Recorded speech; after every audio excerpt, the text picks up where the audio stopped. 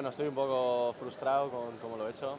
No, me esperaba hacerlo un poco mejor, estaba muy nervioso, al final ya se ven que las mangas se pueden pasar y te metes como presión de que te vas acercando al objetivo y creo que hoy me ha podido un poco la presión y lo he hecho bastante mal, así que he perdido.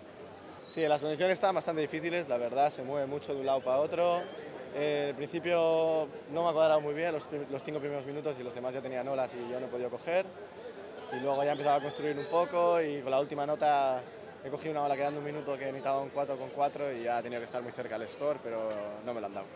Sin nada, analizar un poco el trabajo que hemos hecho hoy, analizar lo que hemos hecho mal y mañana nos tocarán un par de repescas, así que nada, con ganas de ir a por la repesca que también se puede.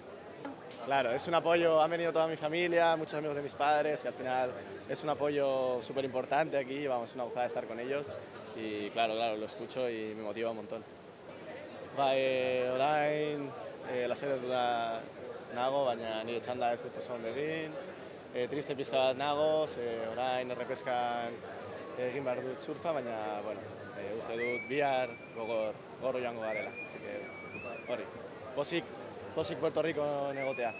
Ezen erreza gaur, olatuak pizka bat txarrak daude, eta saiatu naiz bilatzen olatu pare bat, baina ez dut aurkitu gaur.